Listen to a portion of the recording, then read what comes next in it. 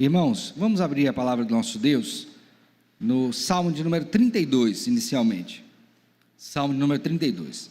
Na última escola dominical, o nosso pastor, o pastor Alexandre, ele iniciou o capítulo 11 da Confissão de Fé sobre a justificação pela fé, ou da justificação, que é o título que está lá na Confissão de Fé. E ele tratou da primeira seção desse capítulo, que vai descrever, nos termos mais gerais, esta doutrina tão preciosa para nós, que é a doutrina da justificação.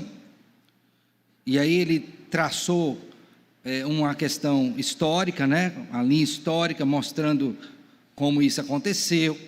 Ele falou acerca da definição e, em linhas gerais, de algumas bases, como, por exemplo, a relação entre justificação e fé, a relação entre justificação e a obra de Cristo Jesus, de modo que, a partir desta seção, deste capítulo, nós temos os desdobramentos daquilo que foi inicialmente apresentado na primeira sessão. Então, eu vou iniciar hoje da segunda sessão do capítulo 11, que é o capítulo da justificação, ok? Tendo em vista que a primeira, ele já tratou no domingo passado, tá certo? Então, se você está com sua confissão aberta aí, você vai acompanhar comigo a partir da segunda sessão do capítulo 11, ok?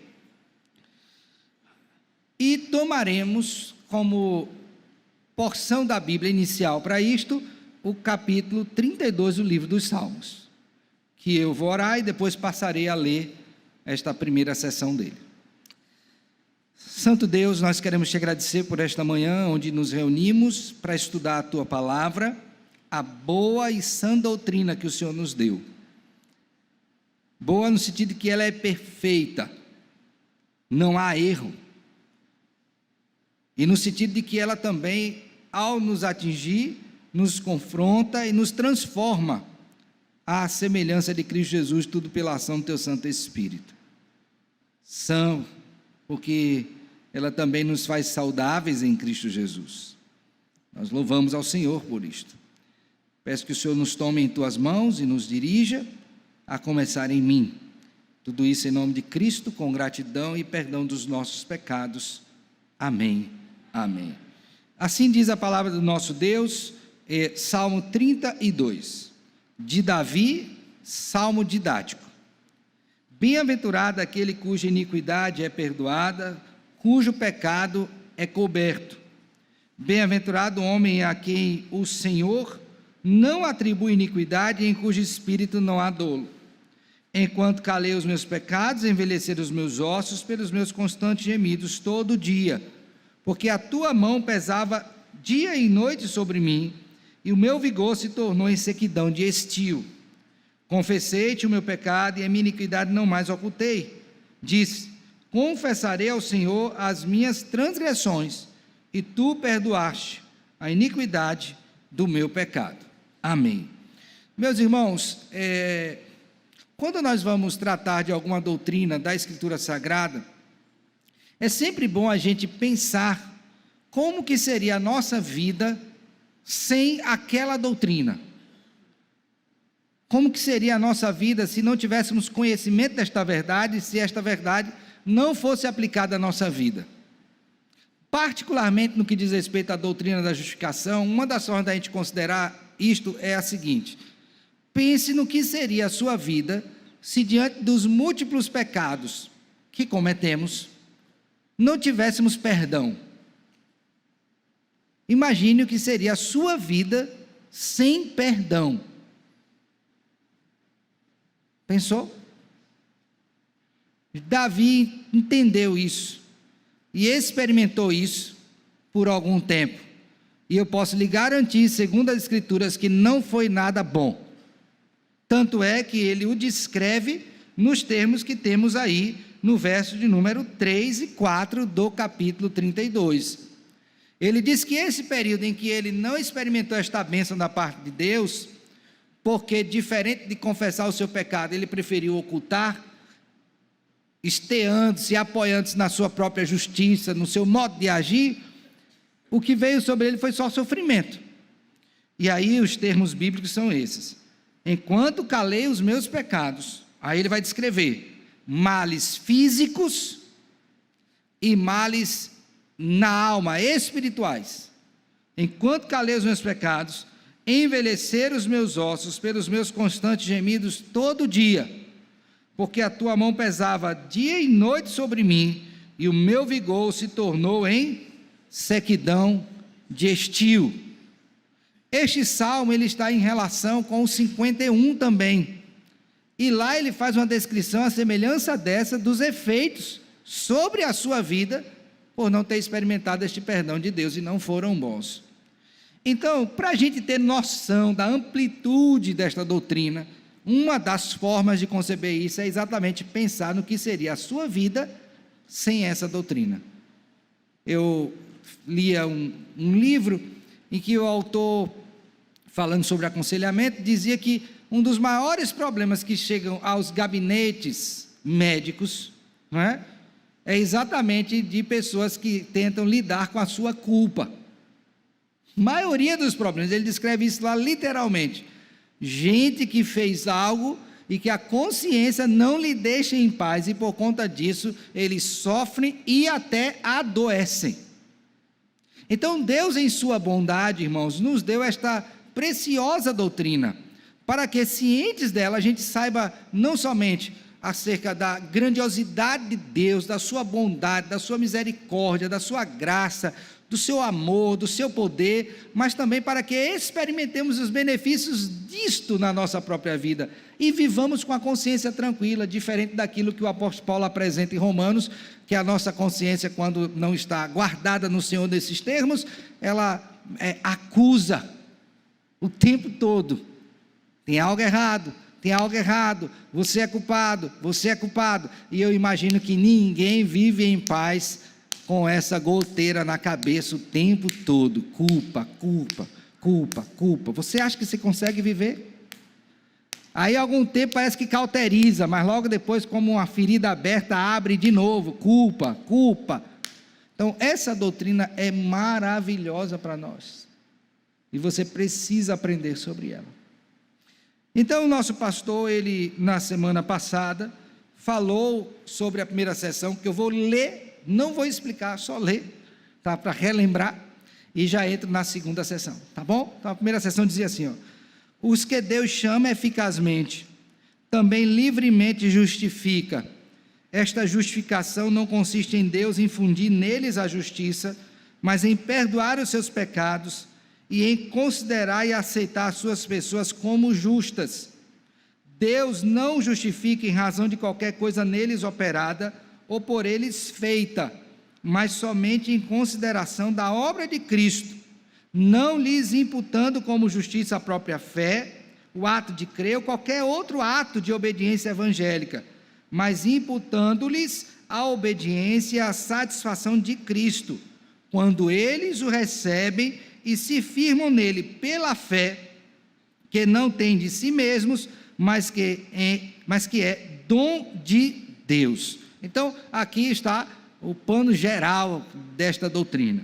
Na segunda sessão, nós vamos estudar hoje, irmãos, que a doutrina da justificação tem na fé o seu único instrumento de apropriação.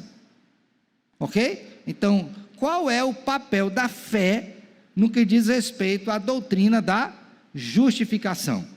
E aí eu queria, por favor, que vocês abrissem a Bíblia agora, em Romanos capítulo 1, verso número 16, que é o texto áureo, né, quando nós falamos sobre esta doutrina.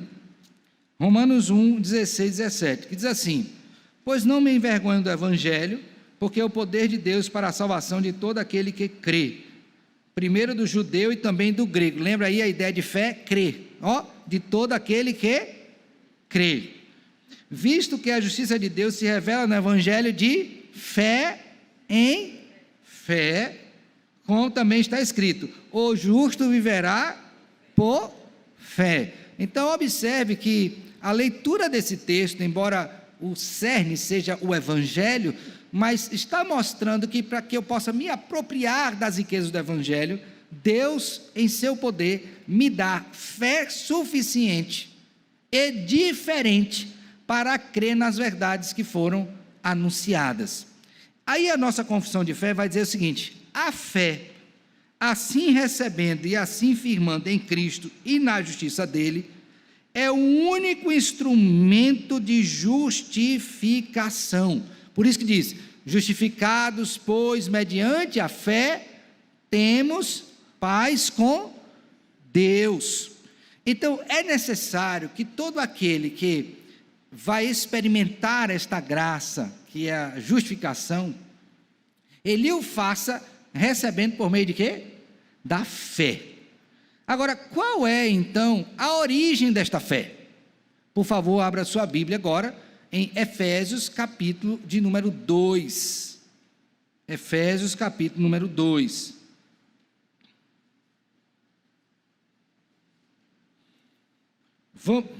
Vamos ler aqui, irmãos, o verso de número 8, tá? Diz assim, ó: porque pela graça sois salvos, mediante a... E isto não vem de vós, é o quê? Então, toda a salvação vem de Deus, inclusive a fé, que nós demonstramos à medida em que cremos no Senhor. Esta fé, ela é necessária para nós crermos nas verdades do Evangelho. Volte seus olhos agora para o capítulo 1 de Efésios, por favor. Verso 13. Vou ler a partir daí. Efésios 1, 13. Ó. Em quem também vós, depois que ouvistes a palavra da verdade, o evangelho da vossa salvação, tendo nele também o quê? Crido. Ó, eu criei no evangelho. Como que eu criei? Com a fé que veio de quem? De Deus. Então não é a fé que naturalmente todo ser humano tem, mas é uma fé especial, distinta. É a fé salvadora. É aquela que me faz crer em quê? Em Cristo Jesus e na obra que Ele realizou em benefício do seu povo. Esta fé, ela se distingue de todas as demais. E o texto prossegue dizendo: também, querido, fostes selados com o Santo Espírito da promessa. Então, qual a origem desta fé que me faz crer na justiça de Deus, Cristo, e na imputação dessa justiça a mim? É a fé cuja origem está no próprio Deus, Ele que me dá. Por isso que a Bíblia diz, ó, Ele é o autor e o quê? E consumador da nossa fé. Então vamos pensar aqui a implicação disso. Qualquer ser humano tem fé? Estou dizendo fé no sentido comum. Tem ou não tem? Tem. O ser humano tem fé. Agora, todos têm fé salvadora? Sim ou não? Não. Por quê? Porque a fé salvadora é uma graça de Deus operada somente naqueles que Ele elegeu desde os tempos eternos, e que no tempo próprio lhes comunicou isso, para que eles pudessem crer na justiça de Deus, Cristo, e na imputação dessa justiça a nós, os eleitos de Deus. Até aqui, alguma pergunta sobre a origem? Ok. A segunda coisa importante, irmãos, é o que o texto diz assim, ó, que a fé, assim recebendo e assim firmando em Cristo e na justiça dele. Essa fé que nós temos não é só para receber a verdade de Cristo, mas é também para me firmar nela. Abra sua Bíblia agora aí, por favor, em Colossenses, capítulo de número 2, Colossenses 2. Isso que eu vou dizer para vocês é muito importante. Por quê? Porque há por aí a noção que é a seguinte: então eu só preciso crer. Ótimo, você precisa crer mesmo, mas você precisa também firmar a sua fé. E aí eu acho que está a razão de muitos problemas na vida dos crentes, porque ele dá esse primeiro passo, gracioso, logicamente, sempre gracioso, de crer no Senhor, mas ele não prossegue no sentido de quê? De firmar a sua fé, irmãos.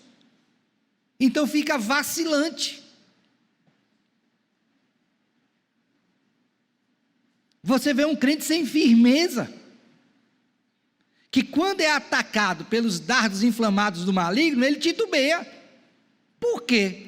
Não é porque ele não tem fé, até porque é um dom de Deus, mas porque ele não atuou para o quê? Para firmar a sua fé nas verdades de Deus.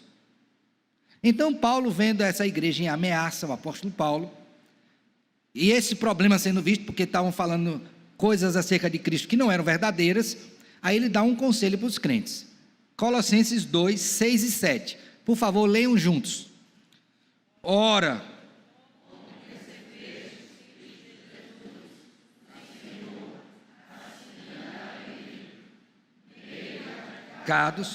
edificados,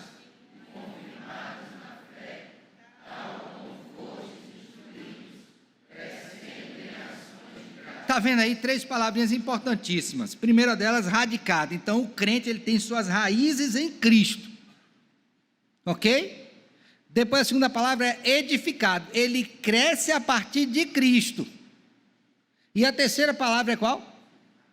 Então ele prossegue firme em Cristo. Então imagine, irmãos, uma planta que ela só tem raiz, está crescendo normalmente? O que é que você tem? Não, só tem uma raiz. Eu não estou dizendo que a raiz não tem importância, na verdade é dali que você vai retirar, né? Através daí vai ter a seiva, né? Puxar para crescer, os nutrientes vêm a partir dali.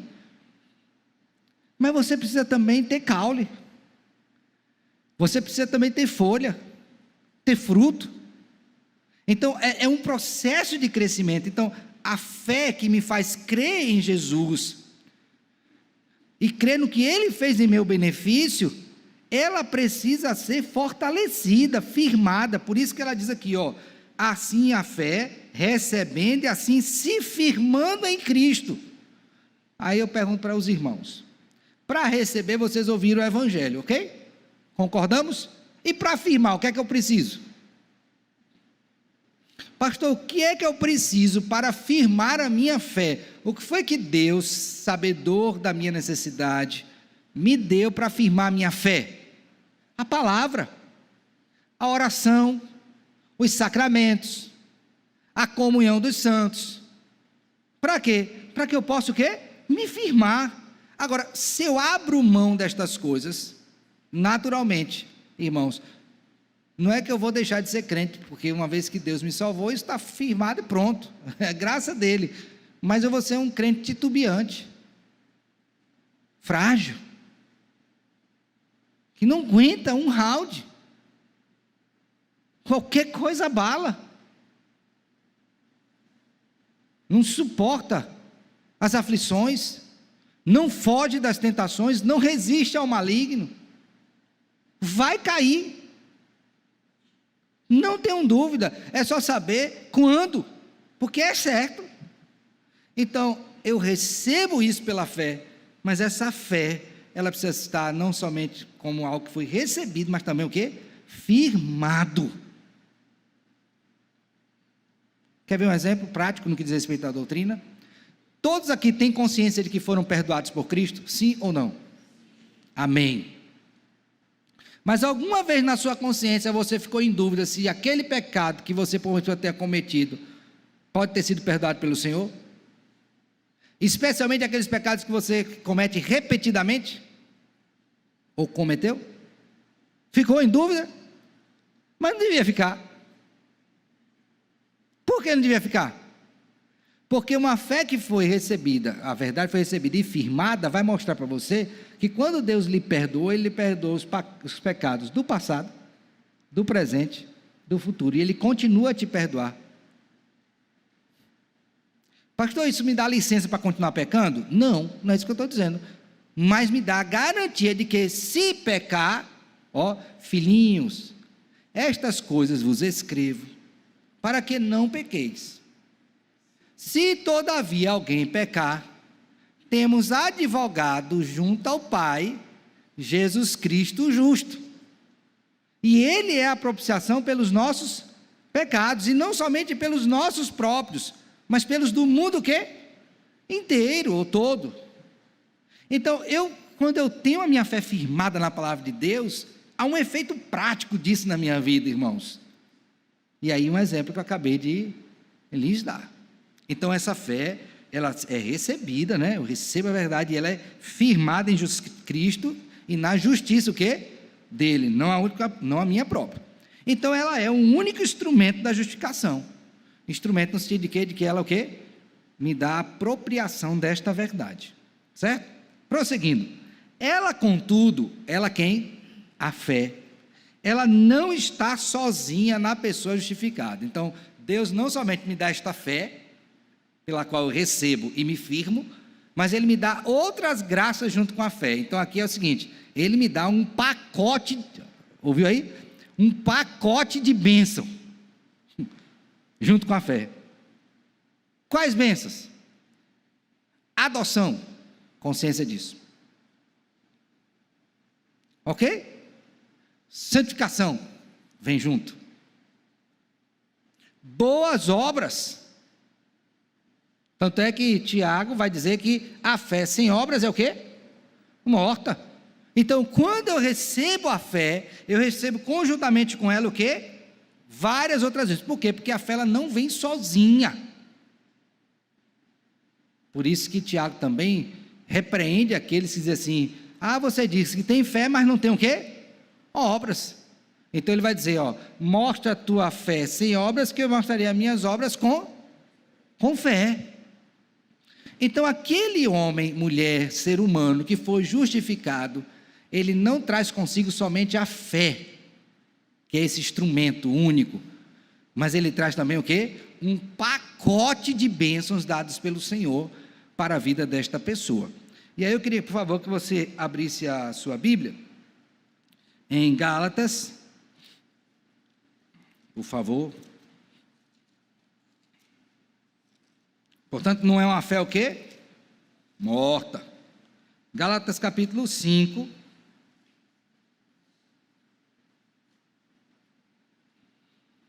Abriram? Verso 6. Abriram? Leiam juntos aí o que é dito. Porque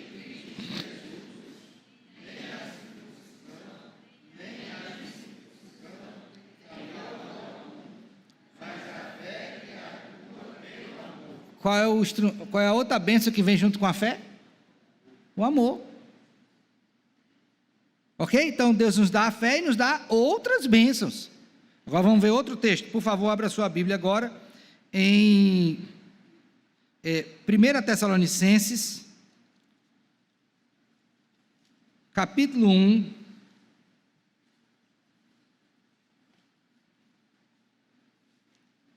verso de número 3. 1 Tessalonicenses 1, 3. Abriram? Agora vamos tentar identificar aí o que é que vem junto com a fé. Cuidado para não responder errado, tá? Vamos lá. Recordando diante do nosso Deus e Pai, da operosidade da vossa fé, da abnegação do vosso amor e da firmeza da vossa esperança em nosso Senhor Jesus Cristo. O que é que vem junto com a fé aí? Tem mais uma coisa, o que é? Vem o amor, vem a esperança, e junto com a fé, qual é o qualificador desta fé? Ela é uma fé o quê? Operosa aí é trabalho, obra. Então, com a fé vem esperança, com a fé vem amor, e com a fé vem trabalho. Então, a fé ela não vem o quê? Sozinha. Quando Deus me dá a fé salvadora, essa fé que crê em Cristo e na sua justiça, Ele me dá outras bênçãos que acompanham a fé. Então a vida do crente é uma vida rica de bênçãos do Senhor. Já falei para vocês outrora, né, que minha avó dizia: vó, a senhora é rica. A gente pedia dinheiro para ela, né, ela sempre tinha R$1 bem passadinho, né, R$1 não, era cruzeiro, bem passadinho, aquele verdinho, não sei se você lembra desse, Então ela tinha para dar aos netos. Ela dizia: não, meu filho, sua avó não é rica, sou rica das graças de... E ela estava certa mesmo. Então, quando Deus nos agracia, Ele nos dá, com esta fé, o quê? Um pacote de bênçãos. Então, você é rico, mesmo sem ter R$1 no bolso. Rico de quê? Das graças, das bênçãos de Deus que acompanham a fé salvadora. Ficou claro, queridos? Tranquilo? Beleza, retomando. Então ela é acompanhada de todas as graças salvadoras, não é uma fé morta, mas obra por amor, como acabei de ver. Então, qual é o instrumento que Deus usa para nos comunicar essa justiça de Cristo? A fé. É de todos? Não, somente dos eleitos. Ela vem sozinha? Não, vem acompanhada com um pacote de bênçãos. E ela tem um objeto. Essa fé ela é direcionada a um ser. Qual é o ser? Cristo e sua obra. Ok? Tranquilo. Seção 3. Agora, pastor, qual é a base que garante o meu perdão? A base que não vacila, não treme, é firme. Qual é o firme fundamento que garante para mim, para você, o perdão de todos os meus pecados e de todos os eleitos em todas as eras? Irmão, tem que ser uma coisa muito grande, não tem não? Para suportar esse peso tão grande. Que base é essa? Então a terceira seção nos mostra que a justificação tem na obra de Cristo a única base para a sua o quê? Realização. Irmãos, se eu pudesse resumir aqui, seria o seguinte: sem Cristo e sua obra, ninguém seria perdoado. Ficou claro? Sem Cristo e sua obra, ninguém seria perdoado. Ninguém é ninguém mesmo. Não importa quão bonzinho tenha sido na face da terra, até é usado pelo Senhor, não importa. A obra de Cristo é a base para o nosso perdão. Não tem outra coisa. Então, por favor, abra sua Bíblia aí em João, Evangelho. Vamos no capítulo 1 primeiro.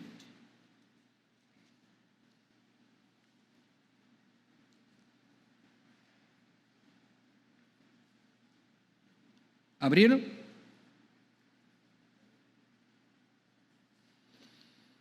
João capítulo 1, verso 12. Podem ler juntos? Lê aí, o que é que diz? Mas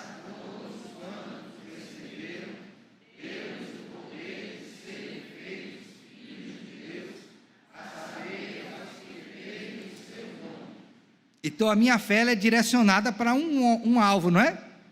Os que creem no seu nome. Que nome é esse? O nome que está acima de todo nome. O nome pelo qual importa que sejamos salvos. Que nome é? O nome de Cristo. Então esse nome mostra uma pessoa que realizou uma obra sobre a qual eu fui justificado, e não pode ser outro. João Batista, que era o precursor do Senhor Jesus Cristo, quando estava ali com Cristo, olhou para ele e identificou uma coisa. Agora, capítulo 1 de João ainda, por favor, verso 29.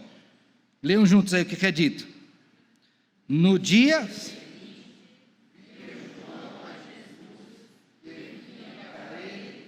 Pronto, João viu quem? Jesus era o que de João? Do ponto de vista carnal, primo. Lembra que quando Maria foi visitar Isabel e o bebê estremeceu no ventre? Primo. Esse primo nasce e ele é o precursor de Cristo. Houve uma profecia sobre ele, né? Então ele tinha um estilo de vida próprio, ele tinha uma mensagem própria, e no contato que ele tem com Cristo, agora pense bem numa coisa, o tempo da revelação, né? Como primo, por certo, eles se encontraram outras vezes. Mas o registro bíblico mostra que nesta ocasião, portanto, quando Cristo começa o seu ministério, e João Batista também, é que eles têm um encontro que traz uma revelação sobre esse ponto, que é a afirmação que João faz sobre Cristo. Agora leia a afirmação. Qual é a afirmação? Eis. Essa expressão tirar pecado, ela está diretamente e intimamente relacionada com qual doutrina? Justificação. Tirar o pecado é tirar a culpa e os efeitos disso na vida dessa pessoa. Mas quem é que João aponta? São Pedro? São João? São Paulo? Maria? São Francisco? Allan Kardec? Quem é que ele aponta que tira pecado do mundo? Jesus Cristo. É um único. Tanto é que quando Cristo estava realizando seu ministério terreno, e ele disse, olha, perdoados estão os seus pecados, ele foi interrogado pelos líderes religiosos, dizendo o seguinte, peraí, quem é que pode perdoar pecados senão Deus? Ele disse, olha, para que vocês saibam que eu não somente tenho poder para perdoar pecado, fazer qualquer outra coisa, então, levanta, toma o teu leito e vai para casa. Para mostrar o poder que ele tinha para perdoar pecados, e ninguém na face da terra teria autoridade para dizer aquilo, a não ser o único sobre o qual a base está esteada, firmada o quê? A garantia do nosso perdão, a nossa justificação. O fato de Deus nos aceitar, de nos receber e declarar que somos justificados.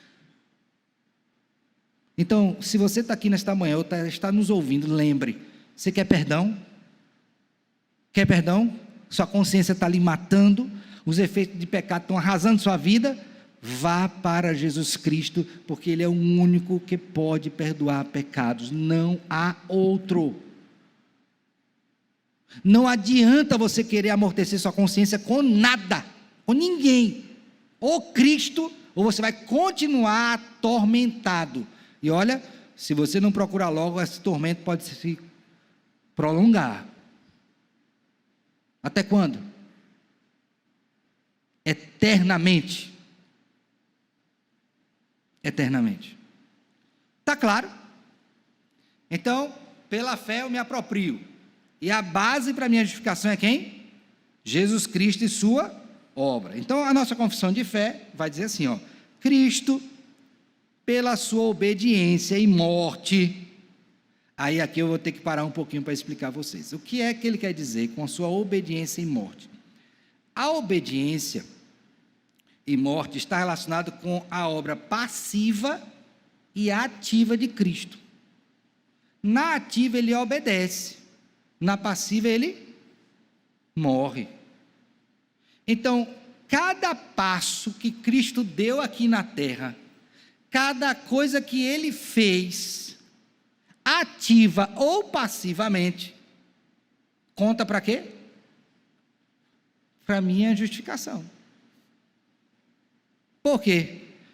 Porque ele cumpriu toda a lei, obediência ativa. Eu acho que eu confundi quando eu disse, mas vamos lá, agora está corrigido. Obediência ativa, obediência, a lei. E passiva quando ele o quê? Se entrega. Então ele precisava cumprir toda a lei e morrer em meu lugar para que eu pudesse ter perdão. E ele fez isso? Fez. Você tem o testemunho dos líderes religiosos, você tem o testemunho das autoridades romanas, você tem o testemunho do centurião quando ele morre, você tem o testemunho do homem na cruz, todos eles dizendo o quê? Ele é justo, não tem pecado nenhum, não tem pecado nenhum. Então, qual é a base? Cristo. O que Cristo fez para garantir isso? Ele obedeceu ativamente, e obedeceu o quê? Passivamente, na medida que se entregou na cruz do Calvário. Vocês têm pergunta, irmãos? Eu estou muito acelerado? Me deram férias, né? Aí recarrega a bateria, mas daqui para o final do ano vai esmurecendo. Vamos lá. Férias boas, não foi? Não, Diácono Geni. Boa. Perguntas. Tem pergunta nenhuma? Cadê, meu filho? Diga. Pode perguntar, meu santo. Deixe só chegar isso, por favor. Bom dia a todos. Né? Bom dia. Uma pergunta. Quando você começou pelo Salmo 32, ok, mencionando o perdão, né? E os efeitos do pecado, a pergunta seria se naquela época, né, antes de Cristo, se os escolhidos de Deus já estavam perdoados em Cristo no futuro. Né? Perfeita a pergunta. E está. Tanto é que em Romanos 3 e 4, você pode abrir aí para verificar, o apóstolo Paulo vai usar 2 exemplos históricos para mostrar isso. A saber, Abraão, justificado pela fé. Fé em quem? No Cristo que viria. E o próprio Davi, por isso Paulo cita o apóstolo, né? Cita o Salmo 32 em Romanos 4, mostrando que esta bem-aventurança já estava presente na vida de Davi também. Portanto, todos os crentes do Antigo Testamento foram justificados do mesmo modo, pela fé. Agora, a fé no Cristo que viria, prefigurado e tipificado, por quê? Pela forma de culto, ou pelos homens que foram levantados com essa mesma característica. Por exemplo, José é um tipo de Cristo, que foi entregue pelos seus irmãos, sofreu para resgatá-los. Ali estava prefigurado isso, justificado pela fé, não na obra dos irmãos, na obra do que José fez. O culto, né? O animal que era sacrificado por conta dos meus pecados, o sangue derramado. Então eu cria naquele que haveria de verter o sangue, o seu sangue, né? Para a remissão dos meus pecados. Então era a justificação pela fé, só que no Cristo que viria. Prova bíblica, Paulo cita Abraão, pai na fé, e Davi, rei, que ambos foram justificados pela fé também.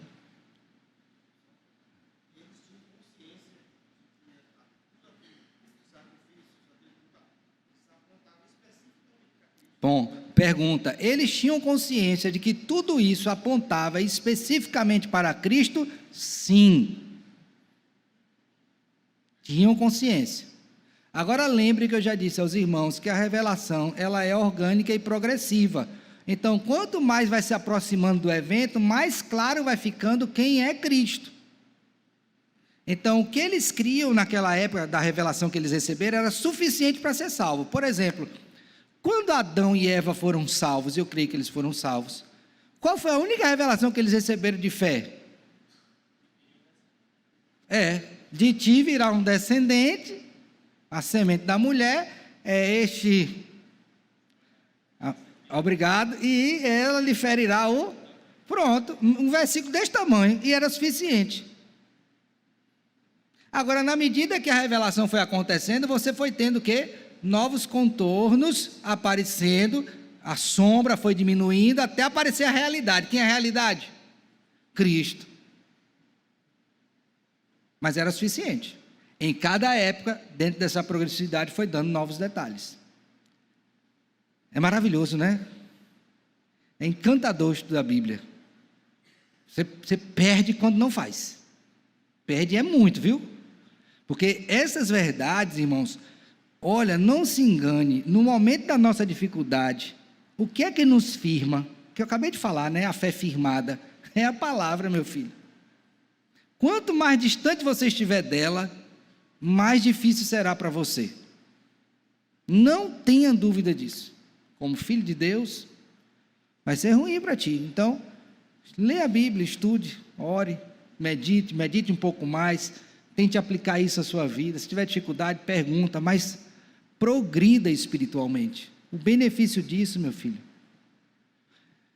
Eu comentava, não sei se foi aqui, acho que foi quarta-feira que eu falei, que eu estava vendo uma entrevista, e um camarada luterano, inclusive, né, dizendo que nesses tempos de aflição, que tem mais dado consolo a ele é ler o livro que ele tinha medo de ler, que é Apocalipse. Então, olha, imagine isso. E nós crentes, em tempo de aflição, temos que ler, irmãos, para firmar a nossa fé. Tá bom? Então, respondida essa parte. Agora veja, ó. Então, ele pagou plenamente a dívida de todos que são justificados. A pergunta é, pastor, se a base da minha justificação é Cristo, eu tenho a garantia de que tudo que eu devia foi pago? Sim. Onde está na Bíblia isso? Colossenses 2,14. Colossenses 2,14. Agora vamos ler a partir do 13, né? Diz assim, ó. Colossenses 2,13. E a vós outros que estáveis mortos pelas vossas transgressões e pela incircuncisão da vossa carne, vos deu vida juntamente com ele. Agora veja, ó. Perdoando o quê? Todos. Faltou algum, irmã Socorro? Não. Não faltou. Todos. Irmãos, olha, isso aqui é muita bênção. Porque a gente peca muito. E eu não digo isso com vanglória, não. Eu estou assumindo a questão da nossa natureza. Pecamos muito, irmãos. Um só pecado já seria suficiente para nos levar ao inferno. E nós temos um Cristo, o único Redentor, que perdoa o quê? Todos. Todos. Mas, pastor, ele perdoou os pecados. E a dívida? Que eu ainda tinha, porque ele perdoou os pecados. Mas e a dívida? Alguém pode perguntar, né? Agora lê o verso 14, todos juntos. Tendo cancelado que era o qual removeu. Pronto. Então não deve mais nada. Perdão geral. Todas as dívidas pagas, todas. Ainda rasgou a promissória. Para ninguém pegar o pedacinho lá e querer cobrar, falsificar. Não tem falsificação, não tem dívida, já está pago. Cristo fez isso por você, pecador. Está claro? Diga. Só reforçando o que o senhor falou Pois anteriormente sobre a questão do perdão, né? Que a gente às vezes acha que Deus não perdoou, mas é fruto da nossa própria reflexão, dizendo assim, pai, se eu fosse Deus eu não me perdoava, porque Pois eu faço tanto, eu caio tanto, peço perdão e volto a cometê-lo, e aí justamente isso, se eu fosse Deus eu não me perdoaria, e aí acontece, uma vez você já tratou isso, é que em Cristo nós somos perdoados, mas às vezes nós não aceitamos esse perdão, ficamos remoendo ele e sofremos. Sabemos que Deus perdoa, mas a gente não se perdoa, né? Não confia plenamente no perdão. Não repousa em Cristo. Exatamente. Enquanto a minha alma não repousar em Cristo, ela ficará atormentada. Então, ou eu descanso em Cristo, e digo, Senhor, não, eu cansei de tentar com os meus esforços. Cansei. Eu preciso repousar em Ti. É o único lugar onde sua alma vai encontrar verdadeiro descanso. O cântico, né? É paz em minha alma, né? Suave. Meu irmão, olha, quando a gente repousa em Cristo, a nossa alma fica leve. Você viu que tem gente que anda pesada porque está gordo, né? Mas tem gente que é magrinho e anda pesado, e você pergunta, meu Deus, o que é que esse pessoal está levando nas costas para andar tão pesado? Tem alguma coisa errada. É um peso descomunal que ele leva, e não é físico. Não é físico. Tem uma jovem aqui que é fisioterapeuta, acho que tem mais de uma até. Uma está estudando, outra já é.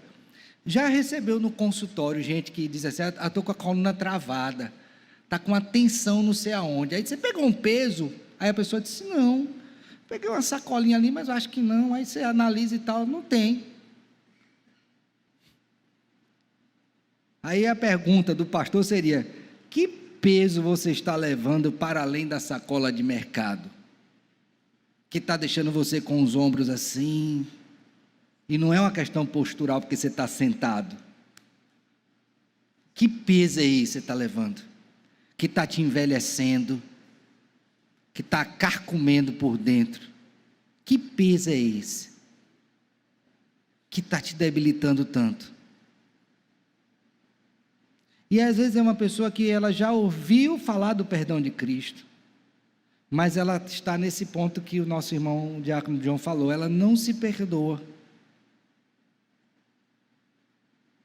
Aí bate na cara, você é burro, como é que pode, você fez isso de novo. Não, o que você é a gente já sabe, que a Bíblia já disse, não seja como um jumento. A questão é, o que é que você vai fazer com isso diante de Cristo? Você vai continuar assim? Por que não vai para os pés dele? Clama por seu favor. Não é melhor? Não é melhor? Então pense sobre isso. Então a base é Cristo. E quando ele faz isso, irmãos, o alívio é grande. Então por quê? Porque ele pagou plenamente a dívida de todos os que foram justificados. E em lugar deles fez a seu Pai uma satisfação própria, real e plena. Própria porque se dedicou com Deus. Se a dívida era com Deus, era o tamanho dele. Então Deus pagou a Deus. Traduzindo, tá? O filho pagou o pai. Real. Morreu. Tem testemunha. Houve pagamento. Não foi uma história contada, não. Tanto é que a história da humanidade está dividida em antes e depois de Cristo. Tanto é que levantaram uma mentira depois da morte de Cristo para dizer que o corpo tinha sido roubado. Pagaram aos guardas para mentir. Desde aquela época tinha suborno, né? Aliás, antes dela. Pagou.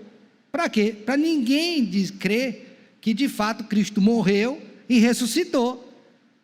Porque lembre que o apóstolo Paulo diz, né, Romanos 4, 25, ele ressuscitou para a nossa justificação, ou seja, a prova de que foi pago, foi ele ter o quê?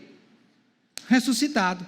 Se ele não tivesse ressuscitado, a dívida continuava, mas ele ressuscitou, apareceu a mais de 500, o apóstolo Paulo diz, dentre os casos alguns ainda vivem, você pode até perguntar o que ele vai dizer. Parênteses aqui, eu fico pensando que às vezes apareceu para aquele que é o mais fofoqueiro, né? Porque aí a coisa andar rápido, você mostra lá para o fofoqueiro, que o fofoqueiro não se conta e conta. Apareceu mais de 500. E foram vários dias, 40, até ser assunto aos céus de onde há de vir, e todo olho verá. Então tem prova. Então foi satisfação própria, real e plena, de sorte que Deus não vai cobrar a dívida do seu povo, porque todas as vezes que ele olhar para o povo, quem é que vai se interpor nesta visualização? Cristo. Porquanto há um só mediador entre Deus e os homens, Cristo Jesus, homem. E ele está como homem à destra de Deus, Pai. Porque lembre que ele foi assunto o quê? Ressurreto. Tanto é que Tomé, pega aqui Tomé, bota a mão aqui. Tem comida aí para a gente comer? Peixinho. Não foi assim ou não foi? Está lá, João capítulo 20 e 21. Explicando isto. Tá bom? Agora, contudo, como Cristo foi pelo Pai dado em favor deles, e como a obediência e satisfação dele foram aceitas em lugar deles, ambas livremente e não por qualquer coisa neles existentes. Então veja bem, Cristo não fez isso porque ele viu que era bom, não, ele fez porque ele quis fazer.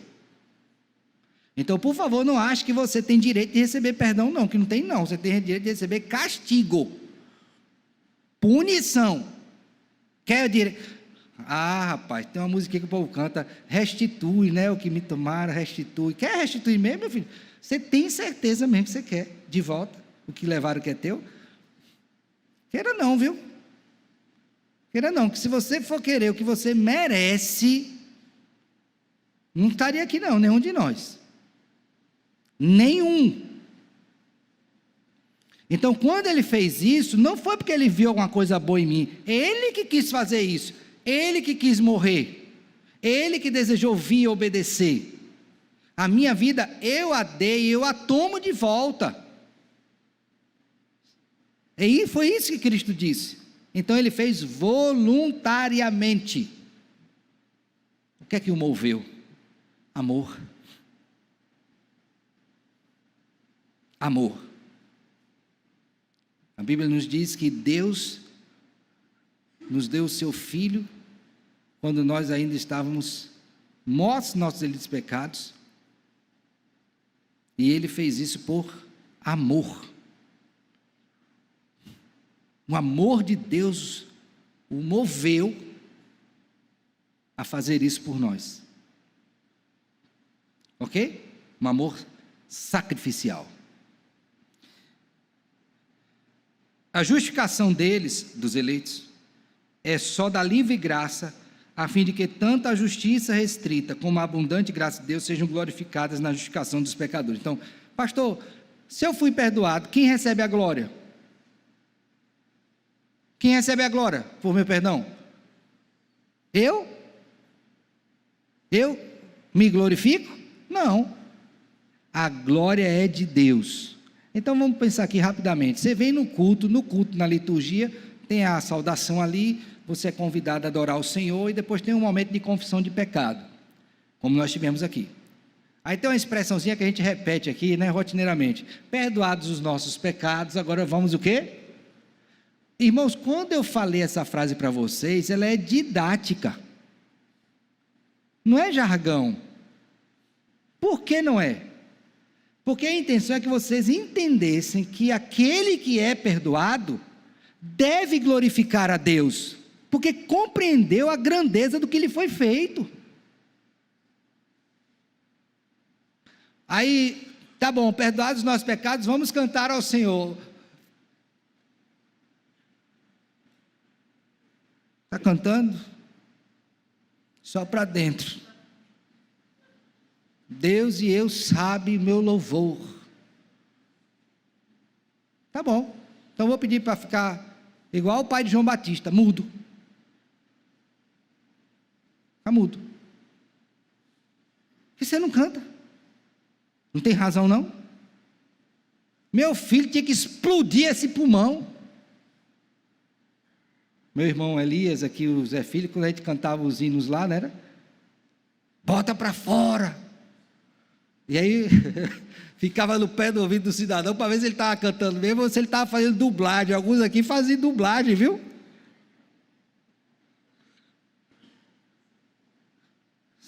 Como é o nome daquele povo que tem um bonequinho que fica falando? Não, mas... pronto.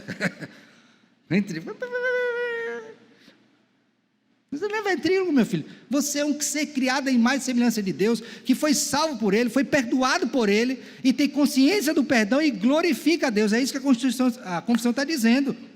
Para que Ele seja glorificado na justificação de pecadores. Então fale isso. Cante isso. Ah, pastor, minha voz é feia. Foi a que Deus lhe deu, meu filho. Você quer mudar, treine, procure a irmã Débora, faça lá uma técnica vocal e vai melhorar a sua voz, se é que é possível, né? Pelo menos canta afinadinho no compasso do negócio, mas aprende. Você acha que Deus que lhe salvou não sabe qual é a sua voz? Agora, isso me preocupa, eu estou falando assim, mas me preocupa. Por quê?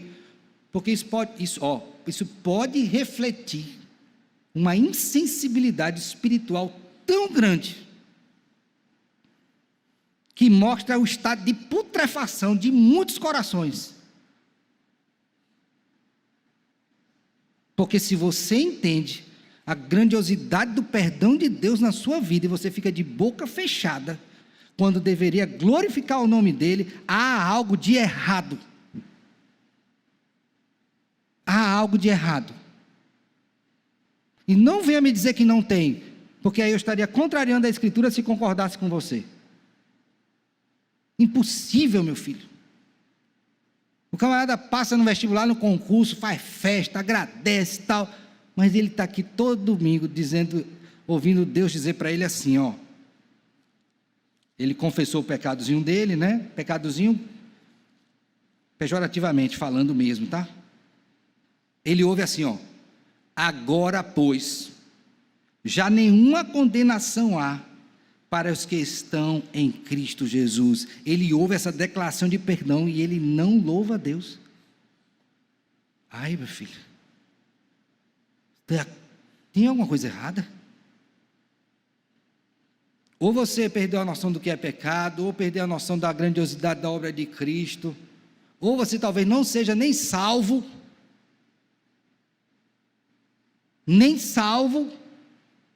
Uma vez eu li uma porção, o livro Pregação e Pregadores, Mark Lloyd Jones, é uma leitura obrigatória aqui no seminário, vale a pena você ler também, tá? E ele diz que a igreja é um lugar melhor para a gente pregar o evangelho, porque a gente pode não são essas palavras literais, tá?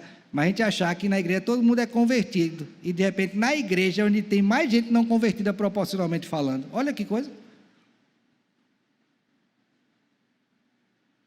Então, se eu criei que fui justificado, eu tenho que me alegrar com isso e glorificar o nome do Senhor. Fechou? Perguntas? Então, para a gente fechar isso aqui, abra sua Bíblia aí em Romanos 11, 33. Quando o apóstolo Paulo finaliza esse texto, que é a primeira parte da carta, antes de começar o capítulo 12, portanto, né? Que seria a parte prática. Depois que ele depois que ele olha para a obra realizada da salvação, o que é que ele faz, irmãos? Bota a viola no saco e vai embora, ou ele dá um brado de glorificação ao nome do Senhor, que na Bíblia tem várias feitas pelo apóstolo Paulo, né, chamada de doxologia. Repete o nome aí. É glorificação. Ok? Doxa, glória, né? Então, glorificação. Agora veja, diante da obra da redenção, onde eu fui perdoado, porque lembre que o cerne da carta aos Romanos é a justificação pela fé, depois que eu entendi tudo que Deus fez em sua soberania, na sua graça, no seu amor, o que se espera de uma pessoa que compreende isso? Que ele glorifique a Deus. Aí aqui o pentecostal está na frente, né? Diz, glorifique, irmão. Mas você não quer, porque você não entendeu. Aí Paulo glorifica assim, eu vou ler, vocês ouçam. Ó profundidade da riqueza, tanto da sabedoria como do conhecimento de Deus. É uma exclamação. Ele não está fazendo, profundidade, não. Não é assim que a gente aprende quando estuda português, quando tem uma exclamação? Você está estupefato diante de um fato que você não considerava. Quão insondáveis são os seus juízos, e quão inescrutáveis os seus caminhos. Eu não entendo isso. É insondável, eu não tenho como atingir. Eu só entendi porque ele revelou. Aí ele faz a pergunta: quem, pois, conheceu a mente do Senhor? Diante dessa grandiosidade, meu Deus, quem conheceu a mente dele? Ou quem foi o seu conselheiro? Quem aconselhou ele para fazer isso? Ou quem primeiro deu a ele para que ele venha a ser restituído? Ninguém deu.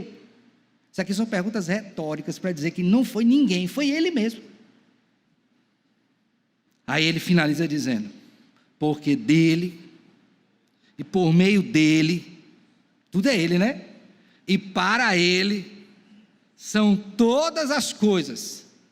A ele, pois, a glória eternamente. Amém.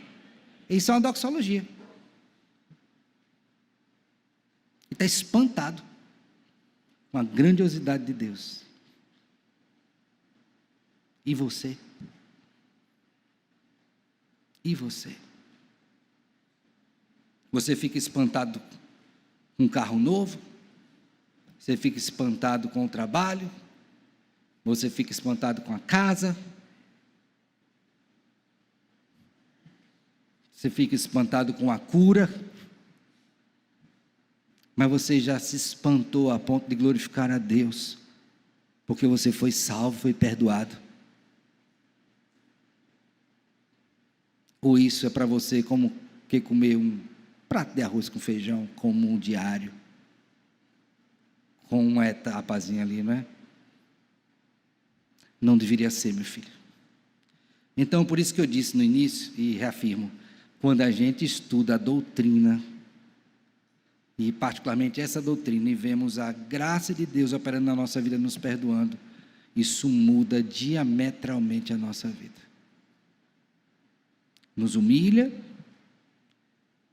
mas nos conforta, nos consola, e também nos anima e encoraja a que a gente prossiga servindo ao Senhor. Que Deus tenha misericórdia de nós, meus filhos, nos ajude, nos sustente. Tem mais coisa a dizer, mas só para o próximo domingo. Que Deus abençoe ricamente a sua vida, querido irmão, e lhe sustente.